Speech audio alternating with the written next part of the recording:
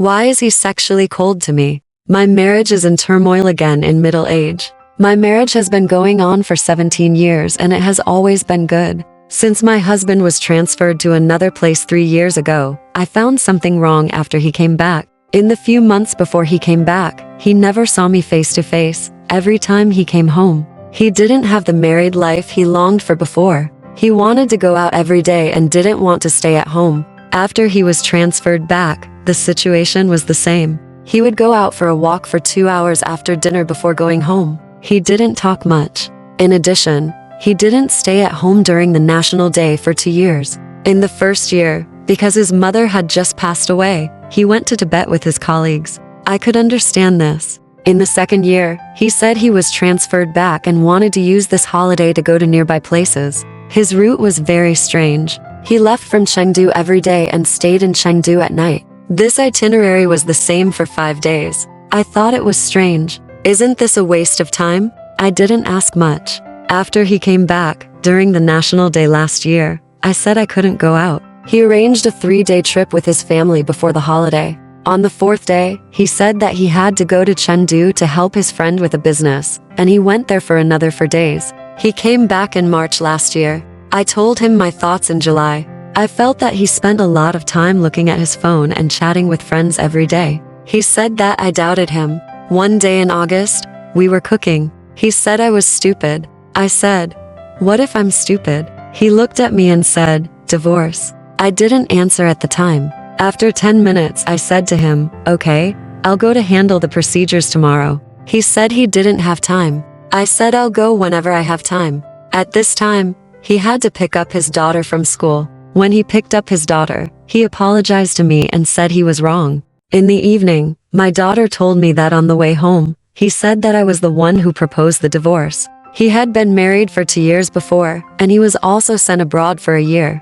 Before he went out, his mother asked him to get a marriage certificate. After he came back, he found that his ex-wife was with someone else. He originally thought that as long as she replied, he would not pursue his ex-wife. His ex-wife still didn't come back, so they divorced. Divorce must be mediated by the unit. If it doesn't work, you can get a divorce. The unit knows about this. He is a very face-conscious person. Now it seems that I listened to his one-sided story without really understanding the reason for this matter. Maybe the reason is not like this. Anyway, we got married after knowing each other for a year. At that time, I had a boyfriend. I finally broke up with my boyfriend because of this relationship.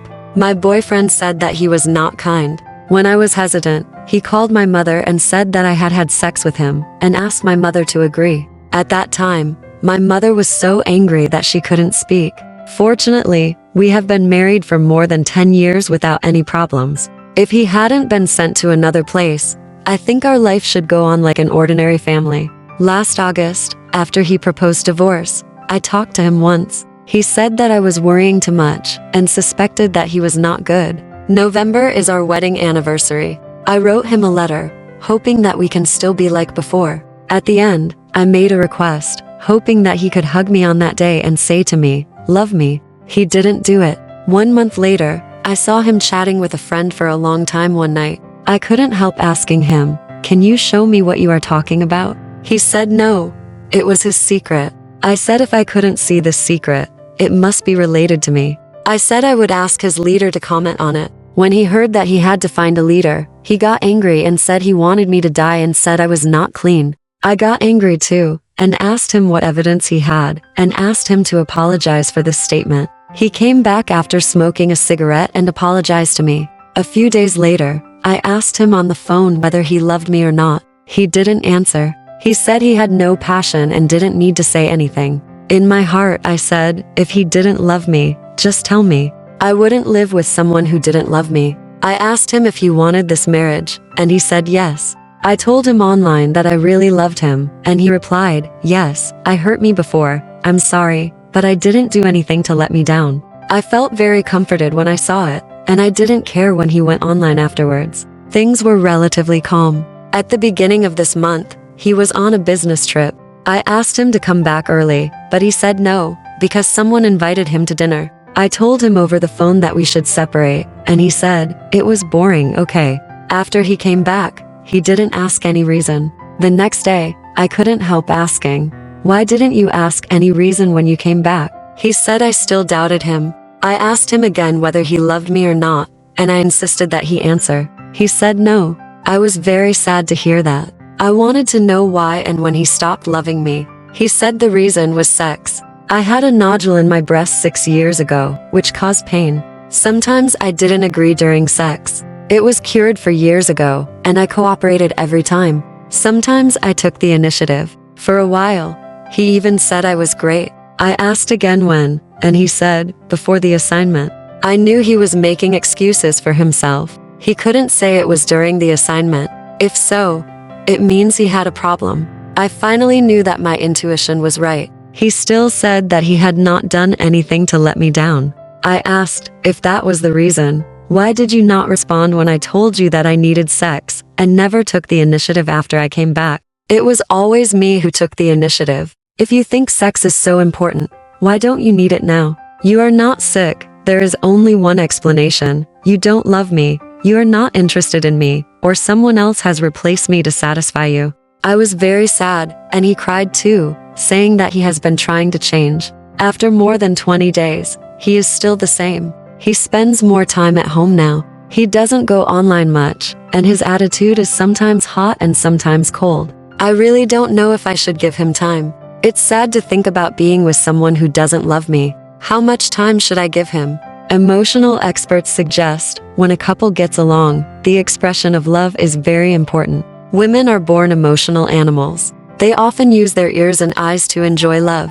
They hope that their husbands will say it when they love them. If they don't say it, they will feel that their husbands don't love them because they don't want to say it. They also hope to express love through hugs, kisses, caresses, and even sex. In their opinion, love must make them feel it, otherwise it is not love. As for men, they seem to be much more subtle in expressing love after marriage, especially after being married for a long time. They will feel that they are old couples. There is no need to say love all day long, and there is no need to make some overly ambiguous and intimate actions. They are even a little bored with married life. In their opinion, they are husbands and heads of the family. As long as they make money to support the family so that their wives and children have food and clothing, and can live a stable life, it is a kind of love. Chinese couples do not lack the motivation to love, but the expression of love. There are too many differences and taken for granted between them, which has caused many misunderstandings and created barriers and distances in their marriages.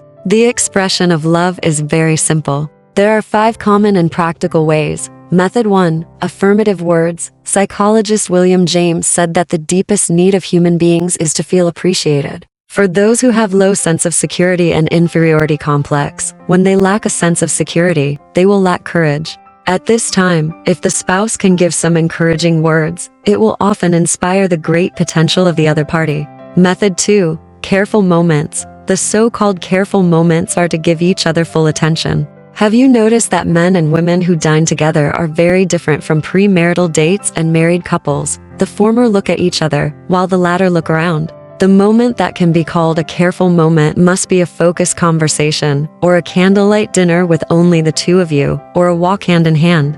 Activities are actually secondary. The important thing is to spend time locking each other's emotions. Method 3. Accepting gifts. Gifts are visual symbols of love. They can be bought, made for free, or found. Gifts are something that reminds the other person that I still love you. In fact, this is one of the easiest love languages to learn. Method 4.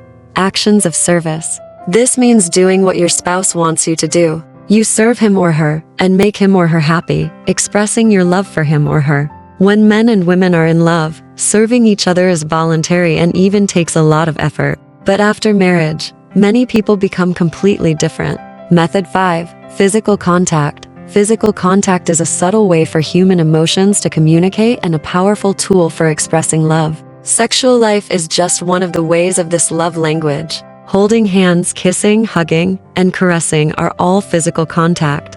For some people, physical contact is their most important love language. Without it, they cannot feel love. It should be noted that if you have hurt your spouse, such as minor violence, you must ask for forgiveness from the other party. In addition, discuss with your spouse what kind of physical contact you like. Back to your marriage. Whether he is assigned to another place or he is transferred back to you, you and your spouse lack the expression of love in your marriage, almost nothing. You hope that he will pay attention to you and say that he loves you all the time, but he feels that the marriage has reached a stagnant state, and it doesn't matter whether he says love or not, as long as you can live a peaceful life together. Naturally, you don't express any love to him, but you keep asking him whether he loves you and how you feel about your married life, etc. There are also problems with communication between you. I hope you can also pay attention to this problem. When you get along with each other, you should tell each other your inner feelings and learn to empathize with each other and consider the problem from his perspective, instead of just focusing on the question of "do you love me" all day long, and focus on every detail of getting along with each other and express love from every little bit of life. Alright, this part of the story ends here. Want to know what happened next? Let's listen to the breakdown next time.